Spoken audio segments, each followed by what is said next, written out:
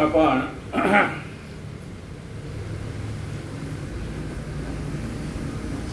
समर्थ रामदास स्वामी कृत मनाचे श्लोक या विषयावरती यथाशक्ती चिंतन करीत आहोत. काल 159वा श्लोक झाला. जेणे मक्षिका भक्षिली जाणिवेची तया भोजनाची रुची प्राप्त कैची.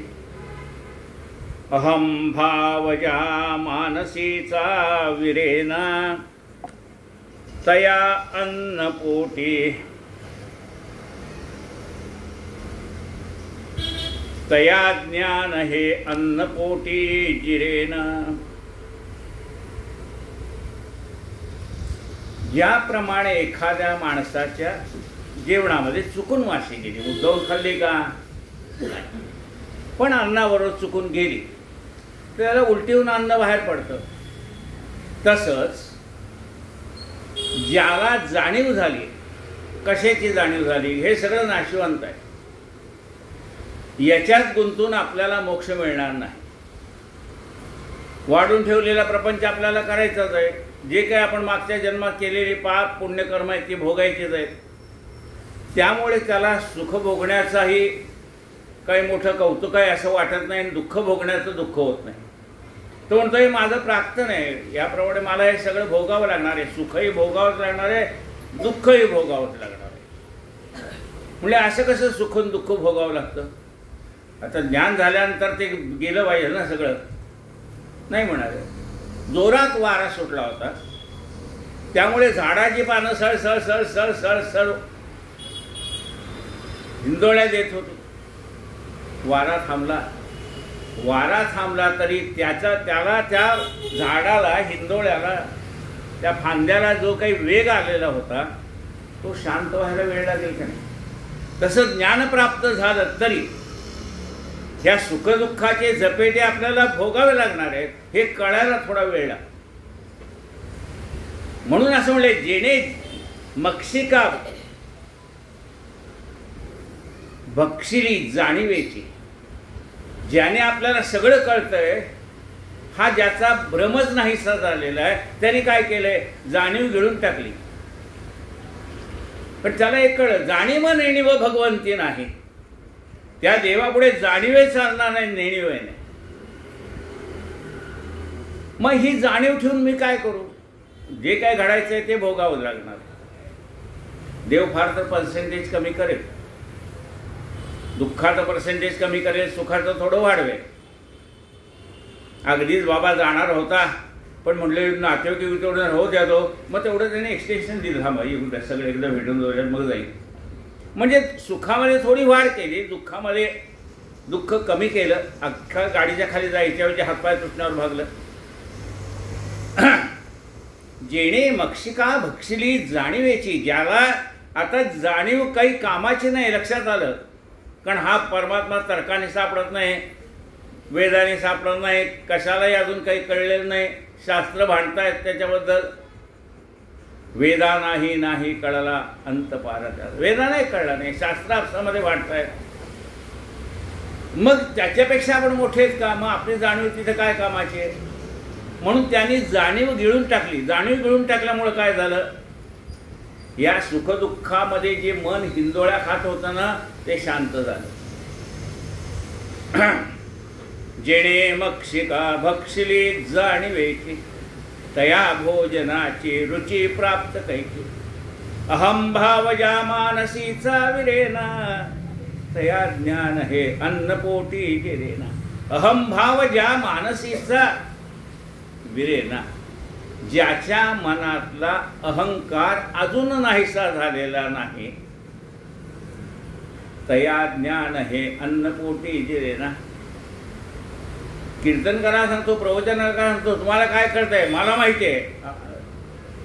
ज्याला आपल्या ज्ञानाचा अहंकारच अजून गेला नाही, त्याला हे ब्रह्मज्ञान पोटामध्ये जिरत नाही, उलटून पडतंय. अन्न पोटी जिरेना म्हणजे खाऊ म्हणले, तू खातो का नाही? बारीकच्या बारीकच आहे म्हणले, खातो, भरपूर खातो, पण उलटून पडतंय. अन्न पोटी जिरेना, बाहेर न पडतंय ना तर खाणं पडतंय, पोटात राहतच नाही. अन्न पोटी जिरेना, आणि जोपर्यंत अन्न पोटामध्ये जिरत नाही म्हणजे पचत नाही. जिरेना का जिरतच आहे किंवा पोटात घालावं तितकं जातच आहे. जिरेना तो अर्थ नाही, जिरेना म्हणजे पचेना. अन्न पोटी जिरेना याचा अर्थ ते अन्न पोटामध्ये पचत नाही, त्यामुळे ते उलटून एकतर बाहेर पडत आहे, नाही तर दुसऱ्या मार्गाने बाहेर पडत आहे. आणि म्हणून त्या भगवंतापुढे अहंकार, गुरुपुढे अहंकार, ज्ञानी माणसापुढे आपला अहंकार धरून चालत नाही. जय जय रघुवीर समर्थ. आता कालचा सुद्धा ह्याच ओवीवर केलेलं, ह्या श्लोकावर केलेलं प्रवचन आणि आजचं दोन्ही लावून पाहिले तर दोन्हीमध्येच मला थोडासा फरक दिसेल. कारण आज महाराज काहीतरी नवीन सांगतायत, काल सांगितलंच आहे, हे काही नवीन नाही का श्लोक, काल या श्लोकावर प्रवचन झालेलं आहे. पण ज्यावेळेला आपण कालचा श्लोक आज घेतो त्यावेळेला कालचं प्रवचन आणि आजचं प्रवचन यामध्ये काहीतरी थोडं महाराज ॲड करून देतात. म्हणले तेच तेच काय ऐकायचं आहे, महाराज काहीतरी नवीन सांगतात आपल्याला. जय जय रघुवीर समर्थ सुखा सारिखे, पूर्ण वैराग्य जाचे, वशिष्ठा परिज्ञान योगेश्वराचे, कवी वाल्मिका सारिखा मान्यैसा, नमस्कार माझा सद्गुरु रामदासा. जय जय रघुवीर समर्थ. आजच्या श्लोकाला सुरुवात, श्लोक क्रमांक 160. आता मी पुढचे जे श्लोक आहेत ना ते सगळे ह्याच्यातनं बघितले, त्यामुळे आता श्लोक गळायची काय भानगड नाही. भानच उलटल्या तर गोष्ट निराळी, पण बाकी श्लोक आता क्रमाने आहेत. नको रे मना वाद हा खेदकारी, नको रे मना भेदनाना विकारी, नको रे मना शिकवू पुढिलासे, अहंभाव जो राहिला तू जपाशी. हे मना समर्थ मनाला सांगतो, नको रे मना वाद विवाद, वाद हा खेदकारी. हे मना तू वाद विवादात पडू नको. समोरच्या सांगतो तू म्हणतो तेच खरं असं म्हणून गप्प आहे. कारण त्याने एक सांगायचं तू एक सांगायचं, मग वादाने वाद वाढत जाणार. गेला काही अर्धा पाऊण तास का बिघडलं म्हणजे त्या वादच झाला होता. अरे म्हणजे पण तेवढा अर्धा तास ऐकता तो आहे गेला ना, गेलेला क्षण परत येत नाही, अर्धा तास कुठनं परत येणार. नको रे मना वाद हा खेदकारी. वाईट वाटणार ना एवढं सांगून समोरच्याला कळत नाही म्हणलं तर. खेदकारी म्हणजे वाईट वाटणार का नाही. आपण एवढा वाद घातला, त्याला पटावा म्हणून, मुद्दा पटवून द्यावा म्हणून, त्याला काय ऐकूनच घ्यायच्या मनस्थितीत नाही. आणि तो त्यांनी नाही ऐकले की आपल्याला खेद होतो. नको रे मना वाद हा खेदकारी, नको रे मना भेद नाना विकारी. हे म्हणा मनामध्ये भेदभाव ठेवू नकोस. सगळे आपण भगवंताचे लेकर आहे, कोणावर रागवायचं. एक दिवशी मनुष्य जेवायला बसला, जेवता जेवता त्याची जीभ चावली. चिडला, बायकोला खलबत्त्यातला बत्ता घेऊन ये. बायको म्हणजे आज सगळे पदार्थ मऊ आहेत, शिरा मऊ आहे, भात एकदम मऊ केलेला आहे, सगळं एकदम मऊ, काय फोडणार आहे तुम्ही बत्त्याने, तुला काय करायचं घेऊन ये. म्हणले काय करते, दातच फोडून टाकतो. म्हणले का, या दाताने माझी जीभ चावली. दाताने जरी जीभ चावली, सांग बत्तीशी कोणी तोडली, सगळी ही आपुलीच मंडळी. मग शब्द कशाला उन्हा दुना, रे अजून थोडे सोस मला. मनाने ही भावना यायला पाहिजे. वादाविवादात काय करणार. ही सगळी मंडळी आपलीच आहेत ना, का बाहेरची आली, आपलीच आहेत. आपलीच नातेवाईक आहेत, आपलीच मुलं आहेत, आपल्याच सुना आहेत, आपलीच नातवंड आहेत, आपलीच मुलगी, आपलाच जावई आहे. कोण आहे बाहेरचं. दातानी जरी जीव चावली सांग बत्तीशी कोणी तोडली सगळी ही अपुरीच मंडळी मग शब्द कशाला उणा दुणा रे अजून थोडे सोसवाना.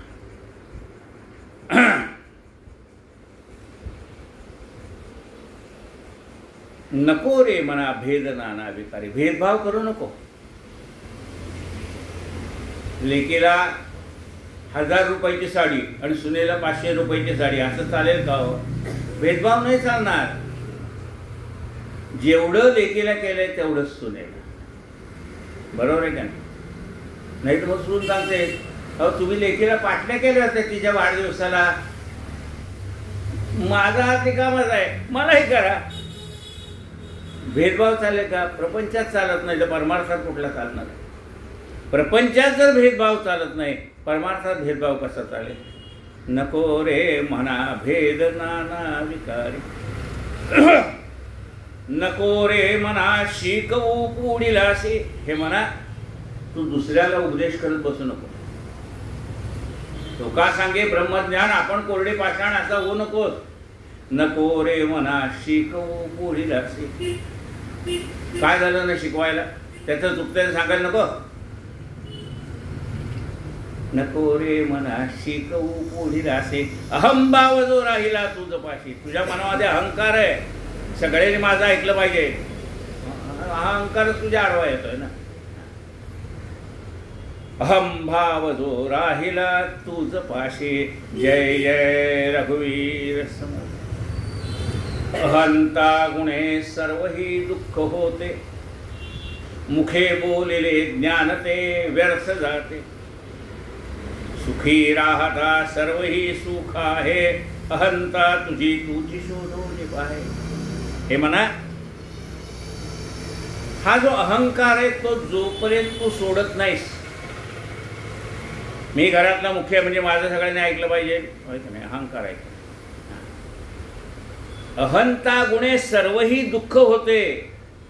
ते म्हणतात ठीक आहे आई बाबा आम्ही लहान होतो तोपर्यंत तुमचं ऐकलंच की, आम्ही कोण नाही म्हणलं का, तुमच्या शब्दाबाहेर कधी गेलो का. पण आता आम्ही पण थोडं 4 पावसाळे खाल्लेत ना. तुमचे जसे केस उन्हाने पांढरे झाले तसे आमचे पण झालेत. आता तर तुम्ही आम्हाला शिकवू नका. आता आमचं बघूच, आमचं काय चुकलं तर आम्ही तुम्ही आहेत ना आमच्या मागे. समजा आमच्या हातनं चुकलं तर तुम्ही आमच्या मागे आहेतच. आम्हाला थोडं चालू द्या. काय आम्हाला धडपड करायची करू द्या. काही होईल ते होईल.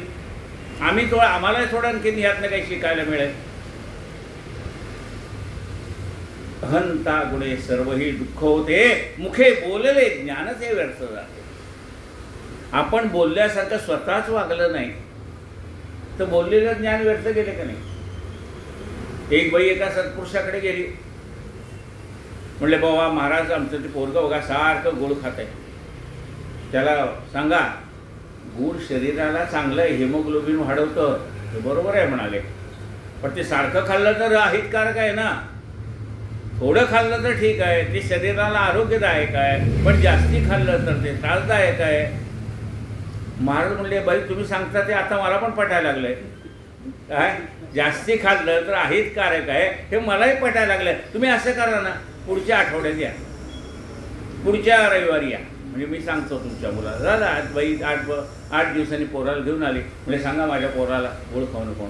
हे बाळा गुळ खाऊ नको, आई सांगते ते खरं.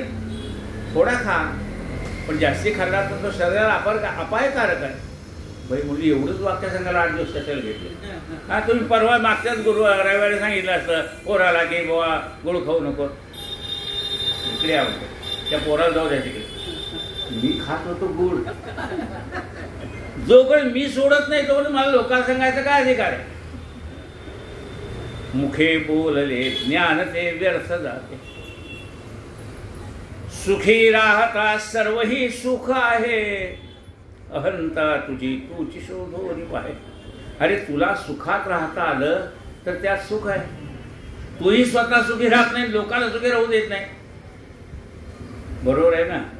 मीही शांत राहणार नाही, तुम्हाला शांत बसू देणार नाही. कोणत्या देवाने सांगितलंय? तूही सुखी राहून बघायच्याला शांत राहू दे ना. सुखी राहता सर्व ही सुख आहे अहंता तुझी तूची शोधोनी पाहे. आपल्या मनातला अहंकार कुठे दडलेला आहे हे लोकांनी तुला सांगायची जरूर नाही. म्हणजे हा माझ्या मनात दडलेला अहंकार मला जर शोधायचा झाला तर मी काय करू? तुम्ही म्हणता तुझा तू शोध. आता मी जर माझ्या जवळचा अहंकार शोधायचा म्हटलं तर मी काय करू सांगा ना? शोधतो, पण तुम्ही सांगा ती कला कशी शोधायची आपल्या जवळचा अहंकार? म्हणजे रात्री झोपताना आपण सकाळपासून रात्रीपर्यंत काय केलं, कुठे कुठे आपला अहंकार आडवा आला, तुझं तू विचार कर. तुलाच कळेल इथं आपला अहंकार आडवा आला. नसतं बोललं तर चाललं असतं, नसतं केलं तर चाललं असतं, अमुक केलं तर चाललं, तुझं तुला कळेल. ह्या सगळ्या वादाला मीच कारणीभूत आहे, कळेल. पण शोधशील तेव्हा कळेल ना आपला अहंकार आड येतोय हे तुझं तुला कळेल. तुला लोकांनी येऊन सांगायची काही जरूर नाही. आपला आपण शोध घ्यायचा आहे, आपला शोध आपण घ्यायचा आहे. लोकांनी घेऊन सांगून काय करणार? अरे तुझ्यामध्ये एवढे दोष आहेत, लोकांनी सांगायची काय जरूर आहे? आपले दोष आपल्याला कळले पाहिजे. म्हणजे आपल्या जवळचे दोष आपल्याला कधी कळतील? त्याच्यासाठी मनाचे श्लोक ऐकायचे ना. मनाची शते ऐकता दोष जाती, मती मंदते साधना योग्य होती, चढे ज्ञान वैराग्य सामर्थ्य अंगी, म्हणे दास विश्वासिता भक्ती होती. अरे आपल्या जवळचे दोष आपल्याला कळले पाहिजे. जय जय रघुवीर समर्थ. अहंता गुणे नीती सांडी विवेकी, अनीती बळे श्लाघ्यता सर्व लोकी, परी अंतरी सर्वही साक्ष येते, प्रमाणांतरे बुद्धी सांडो निजाते. मना अहंकारामुळे नीती अनितीचा मनुष्य विचार करत नाही. कोण मला काय म्हणणार आहे, मी वाटेल तसं करीन. अहंता गुणे नीती सांडी, कोण? विवेकी. जगाला तत्वज्ञान सांगणारा मनुष्य सुद्धा काही वेळेला अविवेकाने वागतो. तो नीती धर्माला सोडून वागतो. म्हणा लक्षात घे, ज्ञानी माणसाची ही गत तर तुझी काय होईल विचार कर. ज्ञानी माणसाला त्याचा अहंकार बाधक ठरतो, तुझी तर गत काय? अहंता गुणे नीती सांडी विवेकी, अनीती बळे श्लाघ्यता सर्व लोकी. आता त्याने जे काही ज्ञानी माणसाने विवेकी माणसाने वाईट कर्म केलेलं आहे त्याने काय होईल? अनीती बळे श्लाघ्यता सर्व लोकी. त्याच्याबद्दल ज्याच्या ज्याच्या मनामध्ये आदर आहे त्यांच्या मनातनं तो मनुष्य उतरतो. मग त्याच्याशी कोणी बोलत नाही का? बोलतात, जेवढ्याच तेवढं. पूर्वीचा जो आदर आहे त्या व्यक्तीविषयीचा तो आदर आपल्या मनात राहत नाही ना. आता तू जर लोकांच्या मनातनं उतरायला लागलास तुझ्या वागण्यामुळे तर लोक तुझ्याशी बोलणार नाही असं नाही, बोलतील पण तुला किंमत देणार नाही. अनीती बळे श्लाघ्यता सर्व लोकी. म्हणजे असं मला कोणी बोलून दाखवलं नाही हो, माझ्या अशा वागण्यामुळे तो आम्ही काही तुझ्याशी बोलणार नाही किंवा असं नाही. सगळे बोलतात. परी अंतरी साक्ष येते. आणि तुझं तुला मनातल्या मनात कळेल. पूर्वी जेवढा तुझ्याबद्दलचा आधार होता तो आज नाही. पूर्वी जेवढे लोक तुला मान देत होते तेवढा आता देत नाहीत. एक औपचारिक म्हणून ह्या वर्गात तुम्ही पण या, आला तरी उत्तम, नाही आला तर फोन करून सुद्धा विचारत नाही का नाही आला. पूर्वी फोन करून विचारायचे का हो तुम्ही का नाही आला. आता तुमची दखलच घेत नाहीत. परी अंतरी सर्व ही साक्ष येते. अरे सगळ्या जगाला फसवू शकतो मनुष्य पण मनाला फसवू शकत नाही. परी अंतरे सर्व ही साक्ष येते, प्रमाणांतरे बुद्धी सांडून जाते. अरे शास्त्रातली कितीही प्रमाण तुम्ही देत असलात तरी वाईट कर्म करताना ती शास्त्रप्रमाणे कुठे गेलो? कुणाबद्दल सांगताय समर्थ? पंडित असलेला मनुष्य ज्या वेळेला अधोगतीला जातो त्यावेळेला तो सांगतो, अरे बाबा एरवी तू शास्त्रप्रमाण म्हणून सांगत होता, अमुक शास्त्रात असं लिहिलंय, अमुक ग्रंथात असं लिहिलंय, अमुक ठिकाणी असं लिहिलंय, त्यावेळेला तुझी बुद्धी कुठे गेली होती वाईट वागताना? प्रमाणांतरे बुद्धी सांडून जाते. त्यावेळेस तुझ्या लक्षात असेल की विनाशकाले विपरीत बुद्धी. माणसाचा विनाशकाल जवळ आला की त्याची बुद्धी म्हणजे बुद्धिवान माणसाची बुद्धी भ्रष्ट होते. अरे तुझं काय आहे, तुझं अज्ञान आहे. मनाला ते सांगतात अरे बाबा हे ज्ञानी माणसाची गत आहे, आपलं काय होईल याचा विचार कर. हा अहंकार आडी येऊ नको. अहंता गुणे नीती सांडी विवेकी अनीती बळे श्लाघ्यता सर्व लोकी. परी अंतरे सर्व ही साक्ष येते प्रमाणांतरे बुद्धी सांडो निजाते. जय जय रघुवीर समर्थ श्री कृष्ण गोविंद हरे मुरारे.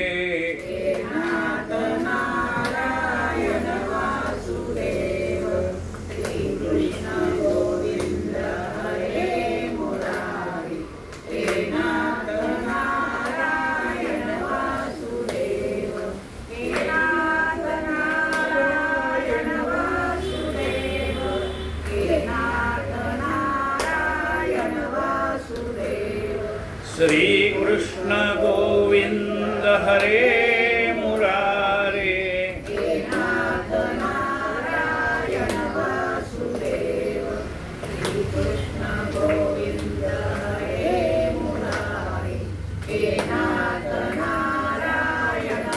गोपाल कृष्ण महाराज की. देहे बुद्धीचा निश्चय दृढ झाला, देहातीत ते हित सांडित गेला. देहे बुद्धी ते आत्मबुद्धी करावी, सदा संगती सज्जनाची धरावी. देहे बुद्धीचा निश्चय दृढ झाला. ही देहबुद्धी आपली दृढ झाल्यामुळे, जे देह म्हणजेच मी, देहबुद्धीचा दृढ निश्चित झाला म्हणजे काय, त्याच्या मनाला असं वाटायला लागलं की देह म्हणजेच मी. देह म्हणजेच मी वाटल्यामुळे त्या देहाबद्दल असलेली सगळी सुखदुःख आपलं वाटायला आलीच ना. देहे बुद्धीचा निश्चय दृढ झाला, देहातीत ते हित सांडित गेला. ही देहबुद्धी दृढ झाल्यामुळे ज्या परमेश्वराची आपल्याला प्राप्ती होणार होती ते हित लांब गेलं. देहातीत झाल्यानंतर परमात्म्याचं आणि जीवाचं जे सत्य होणार होतं ते लांब गेलं ना. देहबुद्धी असल्यामुळे देहातीत झाल्यानंतर ते कोणाकडे, कोण जीव आणि शिव कोणाकडे. म्हणजे मी देह आहे ही भावना गेल्याशिवाय, मी शिव आहे ही भावना आल्याशिवाय शिव आणि जीव एकत्र कसे होणार. चिदानंद रूप शिवोहम शिवोहम ही भावना जोपर्यंत होत नाही तोपर्यंत जीव शिव होत नाही. परमेश्वर सांगतो एक तर तू राहशील नाही तर मी राहीन, एक तर तू राहशील नाही तर मी राहीन. तू राहशील म्हणजे तुला सारखं वाटतं मी मी मी मी, आणि तू मला म्हणतो तू देव वेगळा आहे आणि मी वेगळा आहे. मी म्हणजे देह आणि तू म्हणजे परमात्मा. तू आणि मी वेगळा आहे असं जोपर्यंत वाटतं तोपर्यंत एकत्र होणार नाही. मग तो म्हणतो एक तर तू राहशील नाही तर मी राहील. परमात्मा पण त्याच भाषेत सांगतो. हा जीव जसा म्हणतो ना मी आणि तू, तसा देव पण म्हणतो मी आणि तू. एक तर मी राहील नाही तर एक तर तू राहशील. म्हणजे एक तर परमात्मा राहील नाही तर एक जीव राहील. मग हा जीव ज्या वेळेला शिवाशी एकरूप होऊन जातो त्यावेळेला तोच राहतो ना परमात्मा. आपण कुठं राहतो? मी राहतच नाही, तोच राहतो. म्हणून देवा दोन्हीपैकी एक राहील. एक तर जीव राहील नाही तर शिव राहील. मग तुम्हाला जीव म्हणूनच जगायचं असेल तर पुनरुपी जन्म पुनरुपी मरण आहेत ना. जर यातनं बाहेर पडायचं असेल, शिवस्वरूप व्हायचं असेल तर ही सगळी धडपड आहे ना. देहे बुद्धी ते आत्मबुद्धी करावी. मग त्याच्यासाठी काय करावं? ही देहबुद्धी जाण्यासाठी मी काय करावं असं जीवाने, म्हणजे विचारलं मनुष्याने, की गुरुला विचारलं, महासमर्थांना विचारलं की माझी देहबुद्धी जाण्यासाठी मी काय करावे. देहबुद्धी ते आत्मबुद्धी करावी. हा देह मी नाही, आत्मा मी आहे. आत्मबुद्धी झाली पाहिजे. मग आत्मा कसा आहे? नैनं चिंतन्ति शस्त्राणी नैनं दहति पावका. आणि हा देह कसा आहे? कापला तर कापला जातो. हॉस्पिटलमध्ये कापतात की नाही, म्हणले डायबिटीज झाला, पाय कापावा लागेल, अंगठा कापावा लागेल, अमुक करावं लागेल, ते आपण म्हणतो कापा. ही देहबुद्धी आहे की नाही, एरवी त्याला खडा टोचला तरी सहन होत नाही. आता म्हणतो पाय कापा. कोण? हाच सांगतो. का? त्याची देहबुद्धी नाहीशी झाली तेवढ्या पुरती. जाऊ दे, पाय गेला तर काय मी मरत नाही. लक्षात आलं का? माझा देह गेला तरी मी राहणार आहे हे कळणं महत्वाचं आहे ना. आपण महत्व, आपला हा देह महत्वाचा नाही, हा जाणार आहे, नाशिवंत आहे हे कळणं ही देहबुद्धी जाण्याचं लक्षण आहे. जोपर्यंत आपल्याला कळतं मी अमरपट्टाच घेऊन आलोय, तोपर्यंत तुम्हाला गुरु तर काय शिकवणार आहे? हे जीवन क्षणभंगूर आहे. तो पाण्यावर आलेल्या बुडबुडाखाली क्षणात नाही सावली, तसेच काही क्षणभंगूर जीवन आहे. मग ह्या अत्यंत एका क्षणात त्या बुडबुड्याचा नाश होतो, तसा एका क्षणात या जन्माचा आपला नाश होऊन जातो. इतका क्षण आहे. क्षण म्हणजे सुद्धा नाही, निमिष आहे. ते फुगा फुटायला किती वेळ लागतो? मिनिट लागत नाही. ह्या सिग्नलला उभारलं ना तर 60 सेकंद मोजावे लागतात. तिथं 60 सेकंद आहे का? एका सेकंदातलं कमीत कमी. मग तिथे कळतं क्षण म्हणजे काय. देहे बुद्धी ते आत्मबुद्धी करावी. हा देह मी नाही, मी चिदानंद स्वरूप आहे. अशा अनेक देह मी धारण केले आणि गेले. त्यामुळे हा देहभाव जोपर्यंत जात नाही तोपर्यंत तो परमात्मा भेटत नाही. देहे बुद्धी ते आत्मबुद्धी करावी. मग ही देहबुद्धी आत्मबुद्धी करायला तुम्ही सांगता की माझी देहबुद्धी जाऊ दे, मला आत्मबुद्धी मिळू देत, असं तू कर, असं तुम्ही मला सांगता. मग माझी देहबुद्धी जाऊन मला आत्मबुद्धी प्राप्त व्हावी असं जर मला वाटत असेल तर मी काय करावं? सदा संगती सज्जनाची धरावी. तुला जर असं देहबुद्धी जाऊन आत्मबुद्धी यावी वाटत असेल तर सज्जनांच्या संगतीमध्ये जा. मग ते तुला सांगतील की हे देहबुद्धी कशी नाहीशी करायची, आत्मबुद्धी कशी प्राप्त करून घ्यायची. ते संतच सांगू शकतात. बाकी मार्केटमध्ये दुसरं कोणी त्याचे काही क्लासेस नाही. प्रत्येक गोष्टीचे क्लास आहे. ह्याचे क्लास आहे का? देहबुद्धी जाऊन आत्मबुद्धी यावी तिचे क्लास आहे. आता त्यातही काही करत असतील तर आपण काय करावं? त्याचे पैसे, चल तुम्हाला आत्मबुद्धी शिकव. हे ज्ञान असं आहे की परमेश्वराने दिलेलं ज्ञान आहे, ते विनामूल्यच वाटायचं आहे, त्याची फी घ्यायची नाही. लक्षात घ्या. ज्ञान दिल्याने ज्ञान वाढते, त्या ज्ञानाचे मंदिर हे सत्य शिवाहून सुंदर आहे. मने कल्पिना विषयो सोडवावा, मने देव निर्गुण तो ओळखावा. मने कल्पिता कल्पना ते सरावी, सदा संगती सज्जनाची धरावी. मने कल्पना विषयो सोडवावा. मनाने ज्या ज्या विषयाची कल्पना केलेली आहे त्यातनं बाहेर पडावं. मनाने काय विषय धारण केलेला आहे हे सगळं विश्व दिसतंय, ते सत्य आहे की नाही? आपल्याला खोटं वाटतंय का? खरंच वाटते. पण हे खोटं आहे म्हणजे आम्हाला तर दिसतंय, त्याला आकार आहे, उकार आहे, नाव आहे, सगळं आहे. मग खोटं काय म्हणतात? म्हणजे याचा आकार जाणार आहे, नाव जाणार आहे, सगळं जाणार आहे. म्हणजे असं कसं जातो? म्हणजे सोनाराच्या दुकानात जा, तुम्ही दाखवा, हे बघा ही माझी अंगठी आहे, ही माझी बांगडी आहे, हे माझं कड आहे हातातलं, जे काही दागिने आहेत ते एकदा सोनाराला नेऊन दाखवा.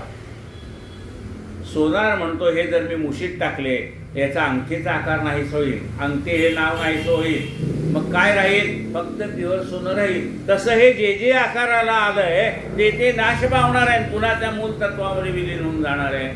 म्हणून जे जे दिसतंय आकाराला आलेलं, सोनाराच्या दुकानात गेला तर तो म्हणतो हे सगळ्याचं मी वजन करतो, त्यात मिसळ काय आहे तेवढी बाजूला काढतो आणि प्युअर सोनं सगळं मिळून किती आहे ते तुम्हाला लिहून देतो तो. आपण तो एवढी घट कशी हो लिहून देतो, म्हणजे ही एवढी घट, त्याच्यात प्युअर सोनं एवढंच आहे.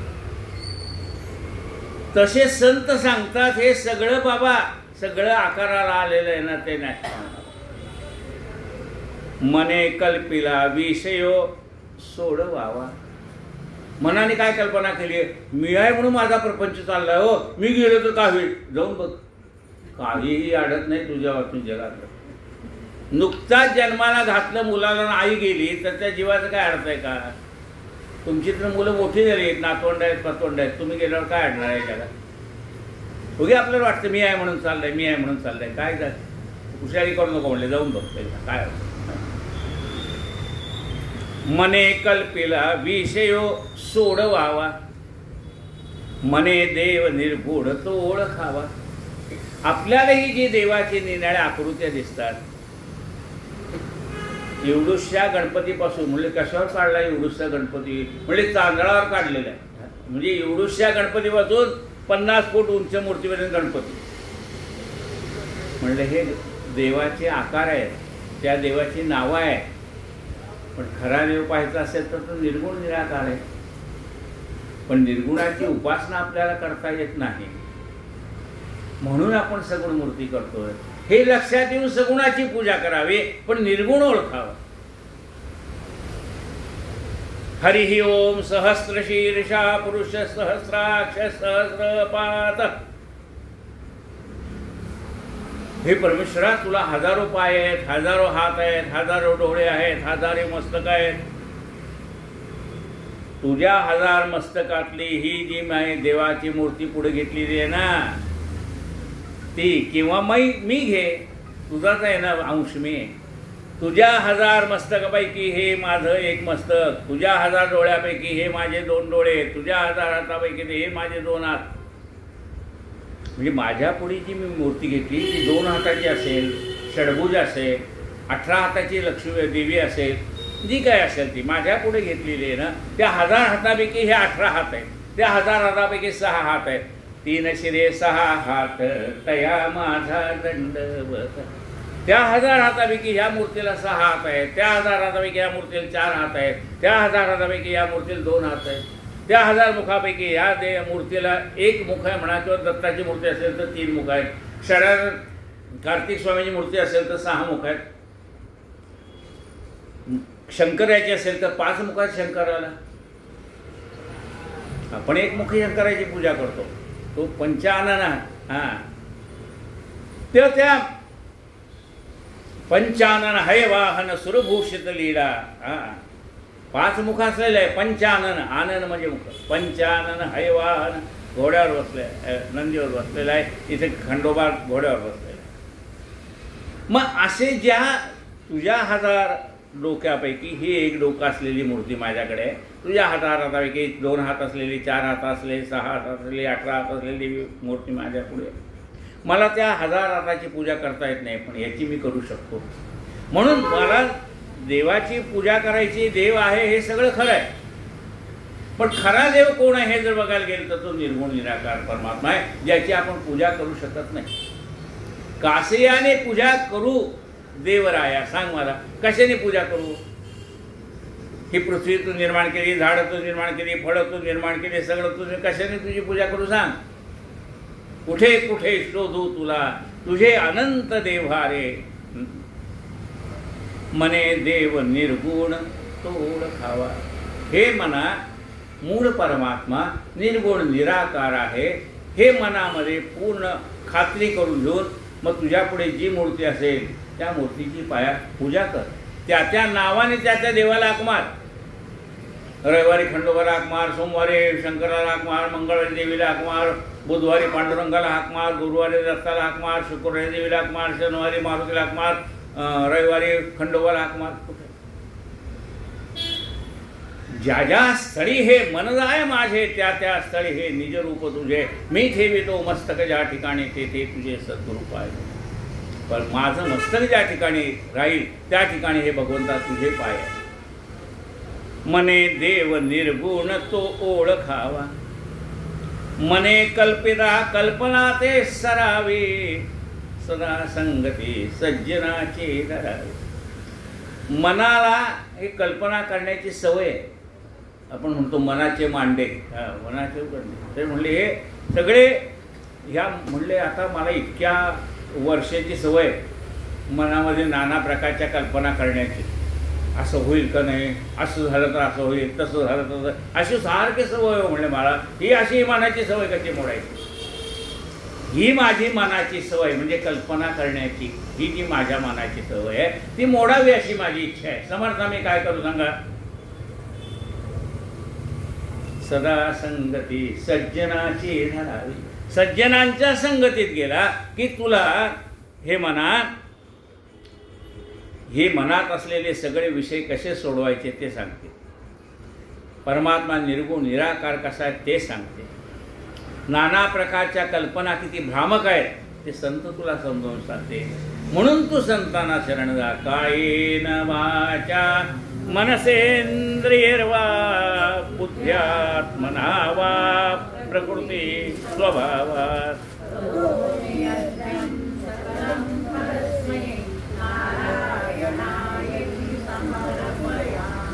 अच्युतम्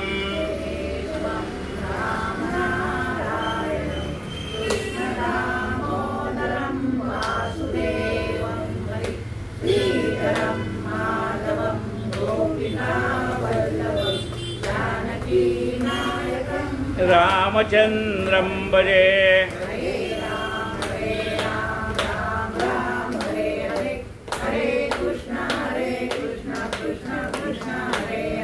हरे राम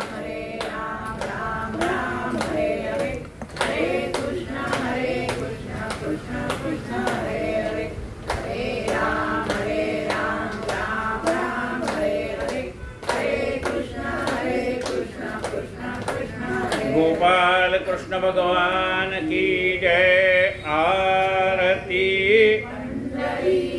प्रभुची कमल जापदी विठ्ठलाची. चरण विठे सावळी घनश्याम मूर्ती. गळ्यामध्ये पुष्पहार रुळती. फुले त्यावरी वैजयंती. लाजला पंचबाण जासी. अशी देवदन कमल समनयन हरपले. कान पावताशी उभी नाथांची. आरती पंढरीश प्रभुची कमल जापती विठ्ठलाची. कटीला पीतांबर कशिला. कस्तुरी टिळक भव्य बाला. मितीना कपिल गुलाला. दर्शना संत संघ आला. जल्लरी टाळ वाजताना. जल्लरी टाळ वाजताना. नाचती भक्त प्रेम अत्यंत सुंदरे. चित्त हरी पायी गुंतले. चित्त हरी पायी गरुडा पावविता. आरती पंढरीश प्रभुची कमल जापती विठ्ठलाची. सद्गुरु गजानन महाराज की जय. पुंडलीक वरदा हरी विठ्ठल. पंढरीनाथ भगवान की जय. माऊली ज्ञानेश्वर महाराज की जय. जगद्गुरु संत तुकाराम महाराज जय. जय रघुवीर समर्थ.